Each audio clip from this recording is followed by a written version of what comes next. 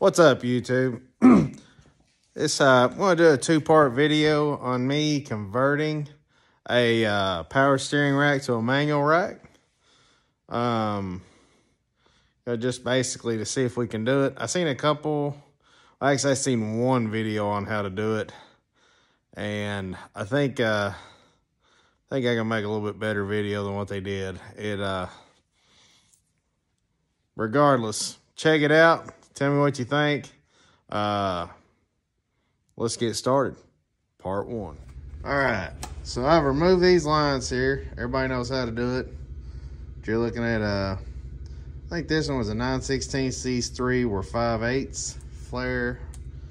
It's a 3/4 inch nut. I'm waiting for the air to pump up so I can get that out.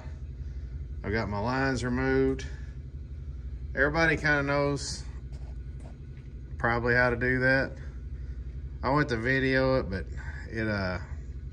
I was standing right in front of the camera the whole time, so you really couldn't see anything. So when I get this nut loose right here, you just take these clamps loose, take these bands loose, slide them off. I would suggest go ahead and maybe taking the tie rod ends off. That tie rod has to be replaced. The one with the broken boot. And I'll inspect this one, of course. Like I said, tie rods don't cost that much. And this is actually going by a lot quicker than I thought it would. So I'll follow up with the next video once I get a little farther into it and explain what I did. All right, we've got this thing apart. Now it's gonna be easier to show you now that I've got this thing apart. All right, to start with, I removed this right here. Now this right here is what sets the preload on your shaft. That goes back and forth. And this is how they set it, you know. You back it off like that. Now I made a mistake. Now if you look inside this thing, I rounded it off. Now that takes a 3/4. But it still come out once I figured out you have to back this nut off in order to spin this on out. I didn't know that. I actually seen something in a video. The guy took the nut off. He said, oh, I made a mistake. I wasn't supposed to take it off. You take it off here. Well, he actually did the correct thing. He backed this off, which acts as a jam nut. Then you back this on out right here. Then you remove the spring. And I guess you would kind of just call it like I'm not sure I'd call it a detent, but that is what puts pressure on the shaft as it goes back and forth. That will go back in. Now, on the bottom, you have this thing that screws in here. And that is an 1 1/8" socket. It just backs right out. Now, once you remove that, you are now exposed to the end of this shaft. That's 11/16. You need to get something and hold this, some chain locks or whatever. Back it off. Now,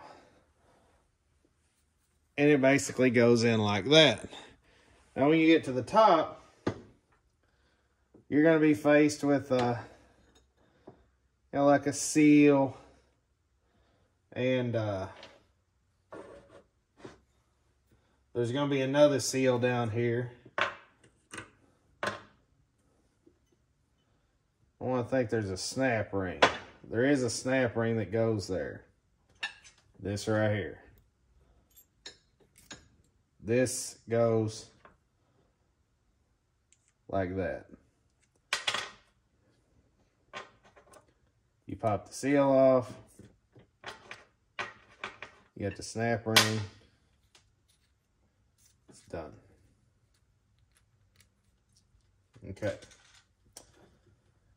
Once you do that, I took a thing and just Actually, I had like a long piece of 1/2" all thread or 5/8 all thread, and I smacked it with a hammer and it just come right out. Now this had 3 O-rings on it. I have removed these O-rings. That's just unnecessary drag, because this right here is what decides whether the power steering fluid pushes the thing to the left or pushes the shaft to the right. Now, once you get that out, you take the tie rod ends off. Now these just unscrew counterclockwise. You will have to hold it with something. I mean, you've got to hold it. And this is like, see these stamps right here? Let me see. Somewhere in here. Oh, yeah. So, there's like a pin that goes in there, and it hooks behind the threads to keep it from backing out. It just shears right off as you unscrew it. Now, my main objective is, now I've just got this here to hold this in place. This has to come out. You can leave this and put like a piece of pipe from here to here and bypass it. But once again, that's unnecessary restriction. Now, I mean, we're taking the power side out of this. We need this to be as easy as possible. So, shaft's inside, right? Well, inside the end of this tube right here, you're going to see this big old snap ring. Got to come out. It's not easy to come out around that shaft, but you can get it out. You pop it out. Then you slide the shaft through, and it'll push this washer out.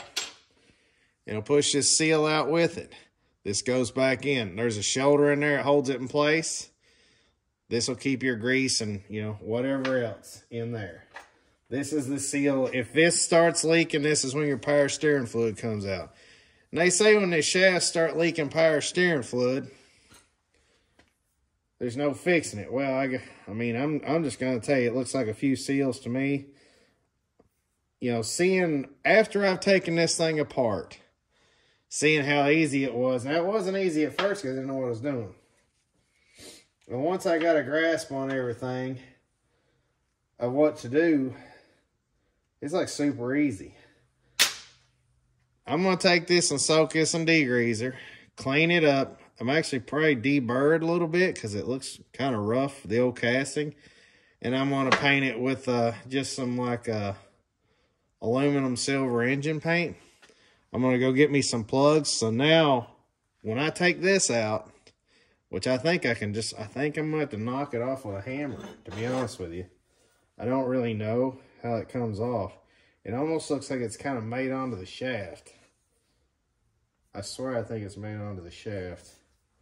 I'm not really sure about this. It's really soft. I don't think it's a shaft. I don't think it's shaft material. It's pretty soft. Okay, there's a spring inside there. It's just gonna slide off. I just gotta keep hitting it.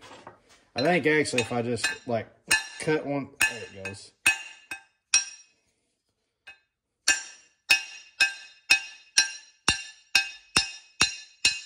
I think if I cut one side of it, it'll just come right off. So I'm gonna take a cutoff wheel, cut it here, and it's just gonna come right off. I'm 100% sure of it. As long as I don't nick it past here, because it goes up to here. So I need to be very careful with it. And I don't even think I got to cut all the way through.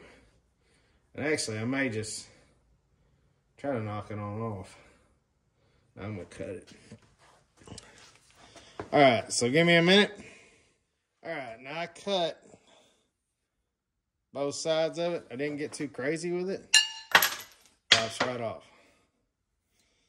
All right. I'm not really sure what this is. Just a little circlip or ring or whatever. All right, shaft is done. shaft is done. And I did kind of nick it a little bit, but I didn't get it too bad. All right, now, reality of this is actually, to me, ready to go back in there. Now I'm gonna clean this out because I'm gonna be putting all new grease back in it. Just clean out all these little teeth, but it's getting ready to go back together. Now, it's not gonna go completely back together. I'm gonna clean this, find plugs for these, because I don't want nothing inside of them. They sell a kit for this: boots, inner tie rods, outer tie rods. I think it's 35 bucks. Now I mean, if I can take an old power steering rack and turn it into a manual rack for $35 less, I mean, it's going to be more than that by the time I get cleaned up and painted. But you know what I'm saying? I'm going to have basically a refurb rack for half or less than half than what a manual rack costs. So I'm pretty happy with what I've got here, what's going on. And I hope you all have enjoyed this video, because I've enjoyed making it for you. Now I'll show you a follow-up. I was gonna video taking this thing apart. I tried to, but I was standing right in front of the camera.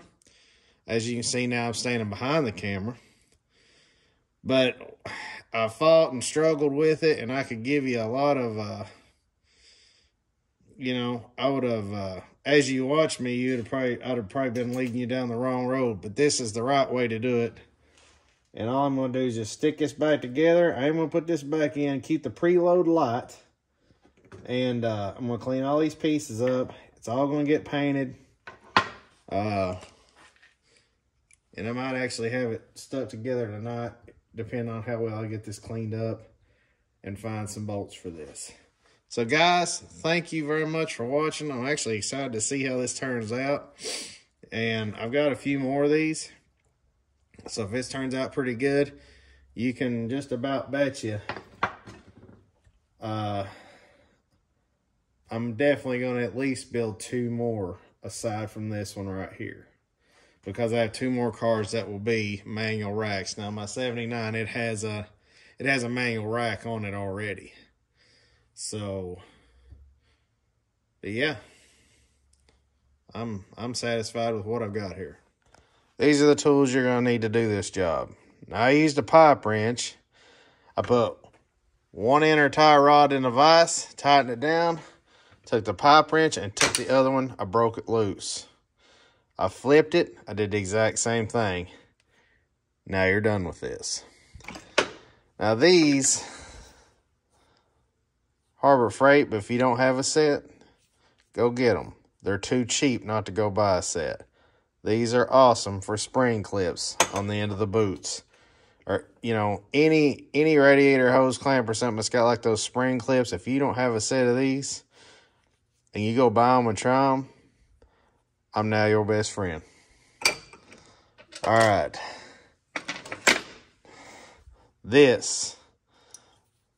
Now this is a spring open, so I use this particular one to get the big snap ring out of the end of the right side of the rack to pull the shaft out. Now these, I use these to, you know, once I broke the inner tie rods loose, I use these to spin these on off. You know, hammers, obviously. I use this and a piece of 5/8 all thread to knock the pinion out. And, you know, I use this for, okay, what I use this for, these. Now you need 5/8, 9/16 to take the power steering lines off the top of the rack. I just put them on there and take this and just kind of knock them loose. All right. Also done. Also done. This was for a small snap ring on the top of the pinion. Before I get too ahead of myself, you have to use these channel locks to break a nut. Big sheet metal jam nut on top of this. That's what you need to break it loose with. I seem to have lost that. Nope, there it is. Use those big channel locks. Break that loose. Now, that nut, 3/4. Put it on the impact. Once you broke this nut loose, stick that 3/4 inch in there. Wring it out. 11/16 goes the nut on the bottom of the pinion after you've used your 1 1/8" socket to remove this off the bottom of the rack that exposes that 11/16 nut on the bottom of the pinion. Take that out, knock the pinion out, you're done. Take that circlip off. Now this is all after you've removed the after you remove the inner tie rods, the boots and everything, all that's out of your way. Once you get that pinion loose and knock that snap ring out of the side, this thing is apart, done, over. Now I have the housings soaking, but I wanted you to see what tools you needed. And I use this 9/16 wrench because there was one line. 3 of them are 5/8, one of them are 9/16. And just the way it was made, I was able to break it loose with that, but I used the 9/16 wrench to wrench it on out once I got it loose. It really doesn't take a lot of tools to do this. I know it kind of filled up a bench, but some of this I could have done without, especially after getting it apart. So don't be afraid to try this at all. It wasn't that bad. It wasn't that bad. Hey guys, that was part 1. Thanks for watching. Stay safe always. Use your tools safely. Drive your car right. Treat it right. I hope you guys have a great weekend. I'm going to go ahead and we're going to get started on number 2, part 2. I hope you enjoy it, and I hope the outcome is well worth it. Guys, thanks. Like and subscribe if you want to. Throw me a comment. Make some suggestions. Whatever you want to do. Have a good weekend.